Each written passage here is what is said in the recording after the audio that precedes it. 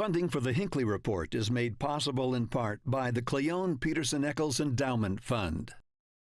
Tonight on the Hinckley Report, the 2023 legislative session concludes with a record number of new laws passed. What bills made it across the finish line? And which issues are facing continued opposition? And how did lawmakers spend the state's historic surplus? Our expert panelists break down the consequential aftermath of the legislative session.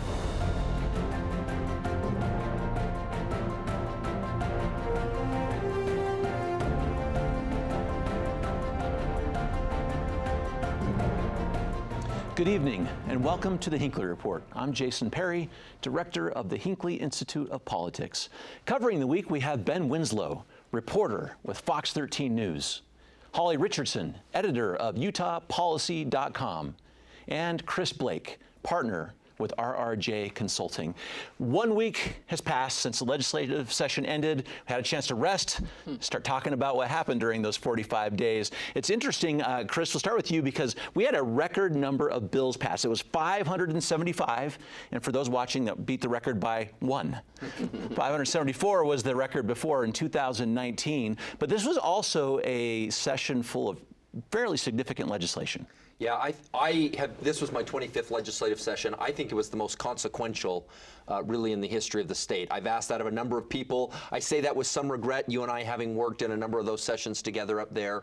But the number of items that they dealt with that have consequence and significance that will last, I think 5, 10, 15, 20 years is really significant and not to be underestimated. And I say that as both bills that people really love and bills that people really have some concerns about. But I think the consequence of it is really significant on the citizens of the state of Utah. Go ahead, Holly.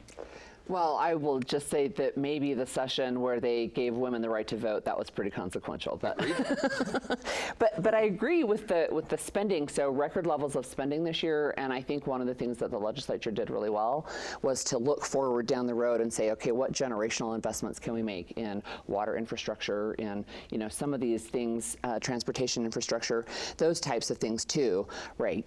It's not just what do we need for the next year, but what are we going to be able to use, like you said, for the next 5, 10, 15 Ben, years. talk about some of those. We'll get into the bill specifically, but sort of the high level, why this session was so consequential. They had a ton of money to spend. They had a lot of big issues to tackle. You had everything from the Great Salt Lake to what Holly mentioned, transportation. You have taxes, how you're going to grow as a state.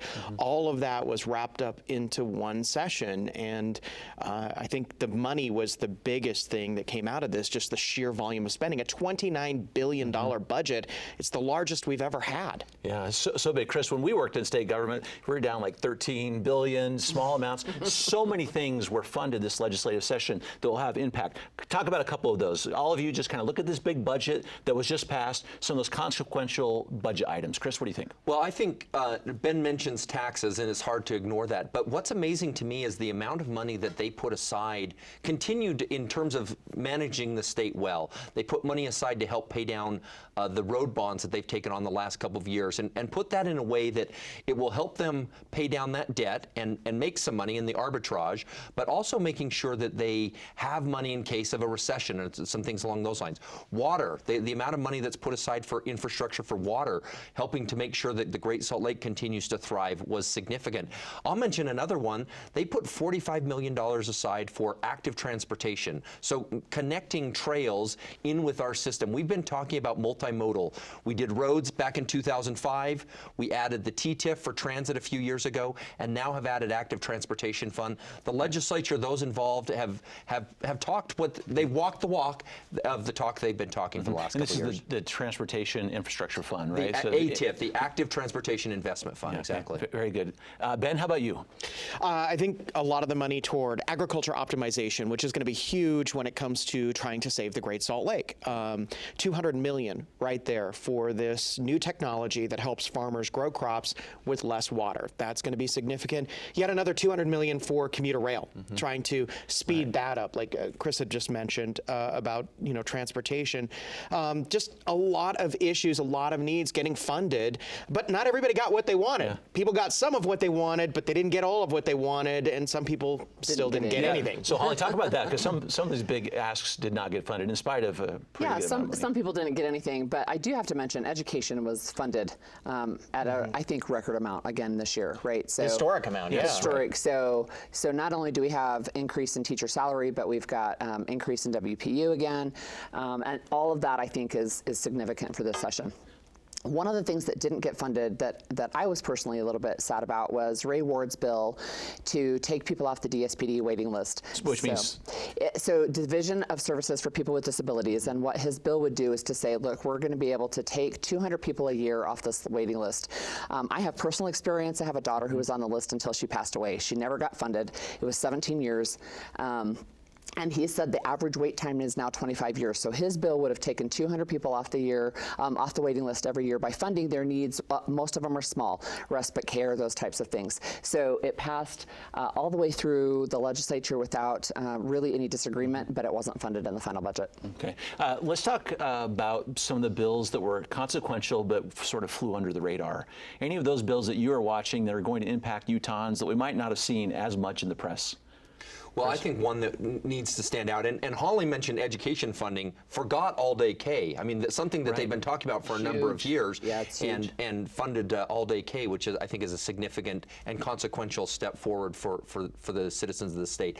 But I want to mention one that I know that you worked on, Jason, I think is really significant, and that is the funding of moving Fort Douglas. This is a historic military base that's served here in the foothills, just outside of the University of Utah's boundaries. They're going to be moving to Camp Williams. And this is significant not only for the growth of that base, but also for the growth of the university, for the opportunities that we have here, and really hitting the vision that President Randall has talked about in terms of turning this into a top public university in the United States. And I think that helps towards that vision. Yeah, absolutely right. Okay, anyone else? Things that flew under the radar. The education funding, it got a lot of attention, but I think what the longer term is going to be significant there. But I do think that the one thing that flew under the radar, maybe for me, was this Cottonwood Canyons transportation line item.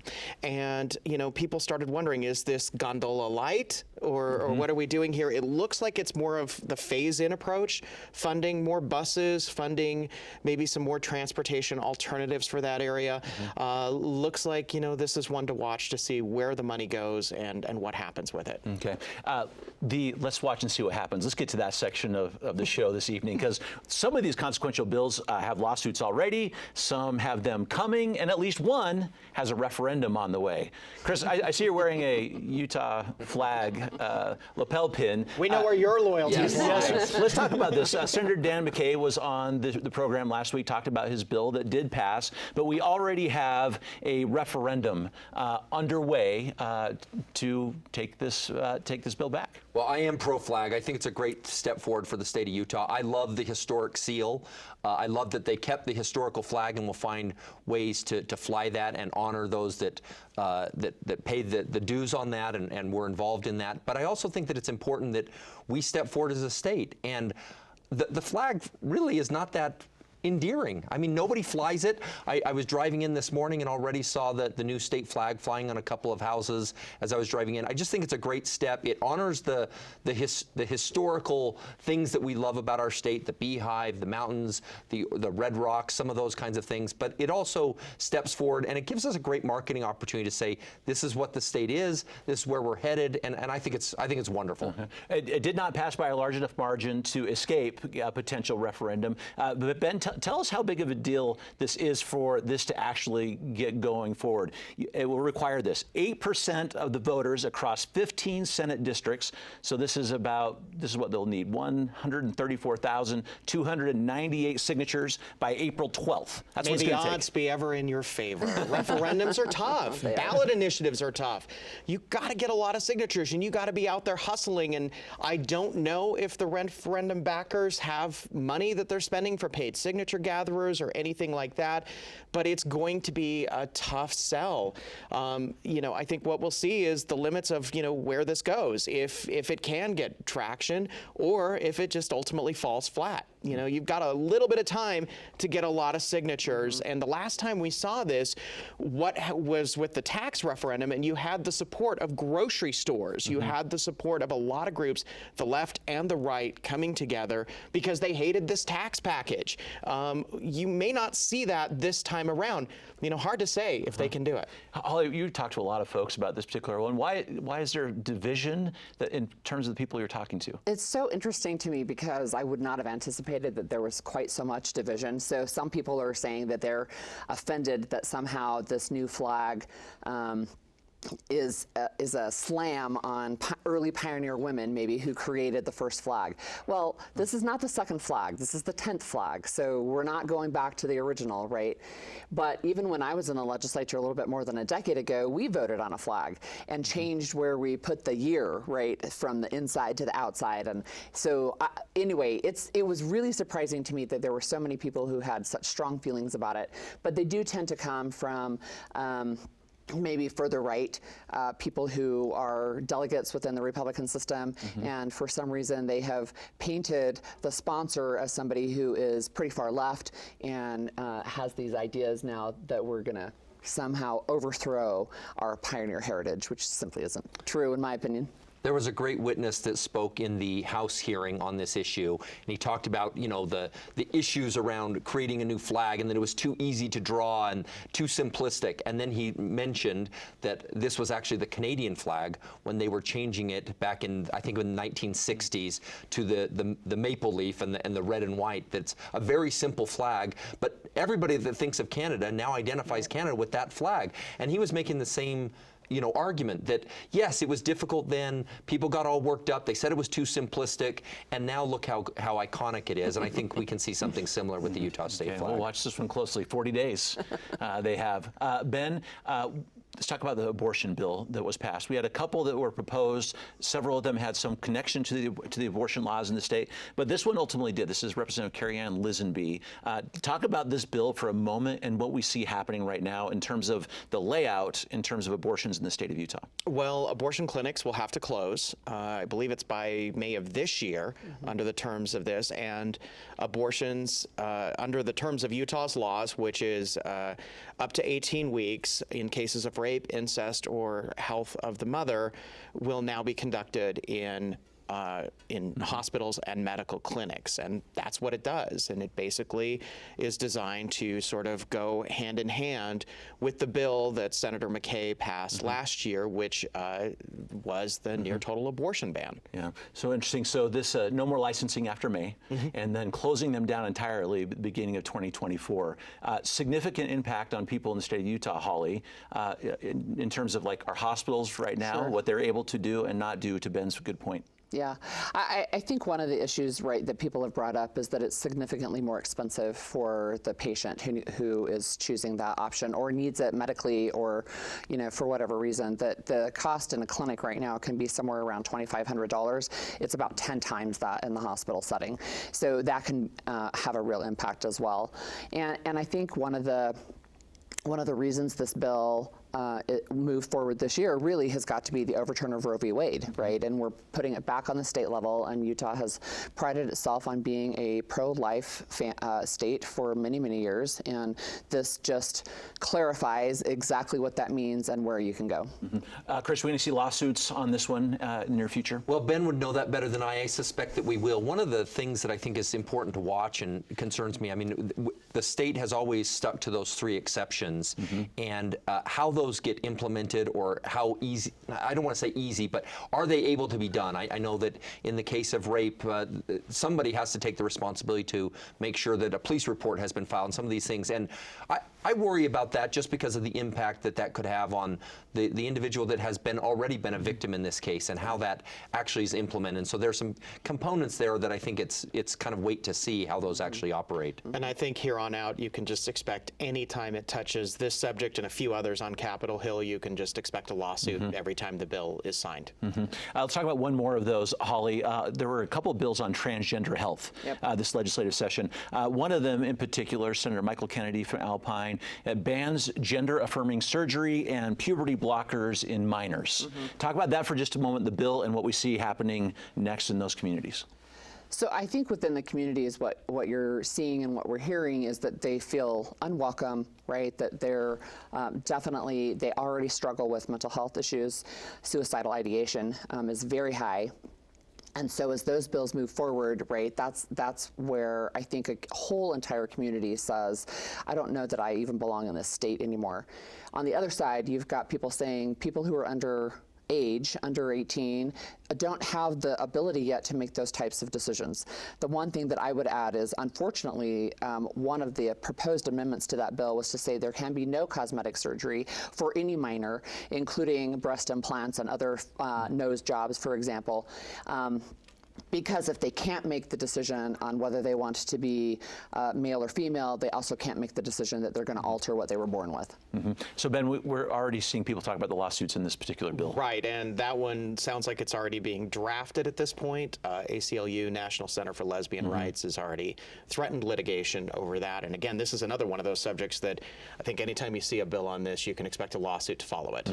We'll be following these bills closely because, as you started the show, these are consequential for sure in the state. Chris, I think this is an interesting time to talk about vetoes.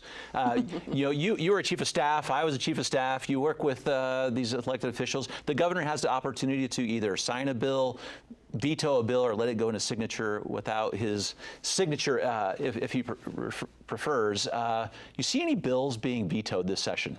You know, I've two thoughts that I have. I know, one, the governor is very pleased with the session and the significance, the way that the legislature operated. They took issues seriously. They really worked on them. I know that he's happy about that. There's some things around social media and education funding that he was very engaged on.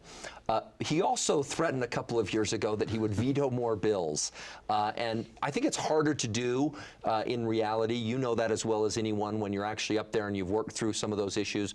So I suspect there will be a veto or two, but I don't know that it's even going to be a high-profile issue. There are some issues on the education front that I think are some possibilities, but he hasn't really indicated which of those bills are out there. Maybe a Mike McKell bill that he can get, in history, but brother-in-law related to tradition. But, yeah, I don't know which ones he's got high on his radar. It doesn't seem like there are a number of them right now. So Holly is a former legislator too. How does this play into there? Sometimes people would say the governor needs to veto something just to kind of. Yeah, no, I mean, I think he already, at the last night of the session, he said there were several bills that he was looking at vetoing, but they were killed in the process. And so before they got to his desk, he's not going to need to veto. I do want to mention one bill, though, that did pass and is not going to be vetoed. In fact, it might already be signed, but that's the domestic violence bill from Senator Todd Weiler. Talk about that. This was a big bill. Yeah, this was a big bill. And in fact, I was listening to the Lieutenant Governor talk. This bill was personal to her. Her cousin was killed in a domestic violence incident in August of last year. And so she spent a lot of the interim going around and talking with all relevant agencies, police agencies, LEAs, those types of things. But what this bill does will require a lethality assessment when police go out on a domestic violence call. And then there's a companion piece that will put it all in a database and look at those numbers. I think it's important enough that we talk about what a lethality is. A lethality assessment is basically a questionnaire. There's three top ones where if you answer yes to any of those top three questions, that immediately it triggers a process to say first of all, we're going to tell you you're in danger, right? If you answered yes that he has a gun and has threatened homicide, to kill you or to kill your kids, we're going to put you into some kind of a process where you can start accessing services within the community. But there's also another one on strangulation. It is actually goes together with future homicide, domestic violence homicide, so that people don't realize that choking and being strangled, not even maybe necessarily to the point of passing out, actually is indicative of you're going to lose your life at some point. And I think that that's super important. What Utah had was kind of a piecemeal. So some departments used lethality assessments and some did not. But what this will say is all of Utah will use these assessments. And tracks it over time. So we're going to track it over time. So that if we have something in the future, we won't miss something that happened previously. Yeah, that's okay, right. very, very good. Ben, I want to talk about education for just a moment in terms of what we might see coming forward when it comes to the scholarships that will be coming. There was a time when there's a referendum on this very issue. It seems like that's not the case this time. This bill has passed. Scholarships are put in place. It's tied to education funding. Is this one just done? At this point, it seems like it is, because if you tried a referendum, I think it passed with the referendum proof, so that's not going to happen. Certainly, teachers' unions have had a real problem with this idea of sort of a hostage situation where you get this teacher salary increase, but you also have this school choice scholarship program. We're seeing that also play out with the tax discussions about the earmark and the income tax. You get that with the sales tax on food. So, you have a real choice to make here. But this salary thing was big. But what we're seeing is a lot of these issues getting tied together by Capitol Hill, sort of presenting this choice that you have to make. Yeah, Chris, talk about the strategy there, because they are connected, right? Teacher pay connected to these scholarships. Food tax tied to the constitutional earmark for education funding. And I'm glad Ben mentioned that. I mean, here we removed the sales tax on food, and we haven't even really gotten to it. I mean, that's how significant the number of issues they dealt with are. I don't have a problem with it, and the reason is this. Legislating is not easy, and it does require trade-offs. When you develop compromises, when you work through it, rarely, if ever, are issues simply black and white. Oh, I want that, I don't want that. And so that binary nature is often presented by political pundits, lobbyists, consultants, others as, oh, it's a good or it's a bad thing. And legislating is so much more difficult than that and intertwined. And so I think that it is appropriate for them to look at and say, look, we can remove sales tax on food. That's a general fund item. But in order to do that, we have to create some flexibility on the other side. And so is this something that's popular for something that's maybe a little bit more difficult? Absolutely. But that's what legislating and lawmaking is all about, is making those difficult decisions and those trade-offs. And so I think it's appropriate for the legislature to say to citizens, if you want X, we need Y, because that's what lawmaking is all about.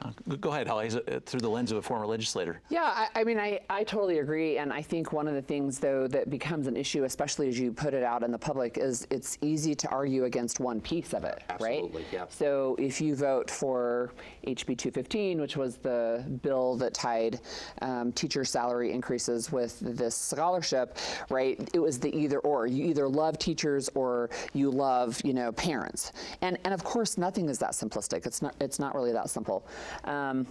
I think it'll be interesting to see how much effort is put into this. The bill on the taxes is actually going to be on the 2024 ballot. There's quite a while for people to talk about it, discuss it, and get it out there. So is removing the sales tax on food popular? It sure is. Is changing the Constitution popular? Probably less so, right? So it depends on, I think, all the public relations campaign. And it should be worth pointing out, the negotiations are still ongoing. Sure. The proposed amendment passed out, but they have a year and a half to keep working on it. You have an entire interim and another session where you can get this out there and finesse the language. Utah Education Association at this point has taken no position on it. That's not neutrality, that's not opposition, that's not support. Other groups have jumped on board in support. But what they're going to do is they're going to take it to their members, their delegates in April, I believe, and talk about it, see where the temperature is. Senate Majority Whip Ann Milner has said they'll keep negotiating, they'll keep talking. They can keep working on this idea of some trade-offs even within that proposed constitutional amendment, such as, first of all, the earmark remains. But there would be a funding formula tied to inflation and some other things there. And then if all of that is taken care of, then the state can dip in for other needs. That's the deal, at least as it's presented now.